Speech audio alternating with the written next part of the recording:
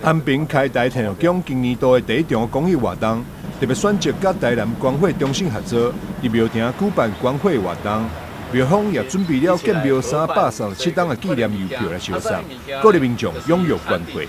俺鼓励着俺大家共同来做公益。俺妈做情形嘛是一直在做公益啦吼，所以伫年头的时阵，我们就响应了台南400人，就先来做这个俺的捐会活动啦。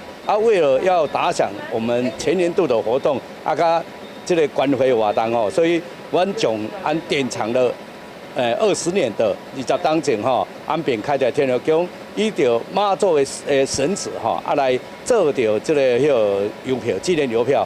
已经典藏20年了，所以我们为了响应今年的400人，所以我们就拿出了100张来给我们这一次参加这一次捐血活动的前100个送完为止。排第第一位要来捐会民众，就是安平文珠社区发展协会总干事周信安。伊平常时就有捐会习惯，这次伫网络上知影天后宫要办捐会活动，时间一到就早来排队捐会。我住第一个上车，我今仔日捐500cc。哦。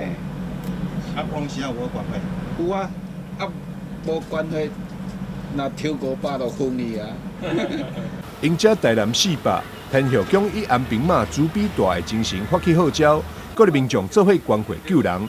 安平开台天后宫接续落来，将会有更侪宗教文化相关活动要来推出。希望以宗教界带动散播爱的精神为宗旨，鼓励大家做伙踊跃参与公益。记者张世伟采访报道。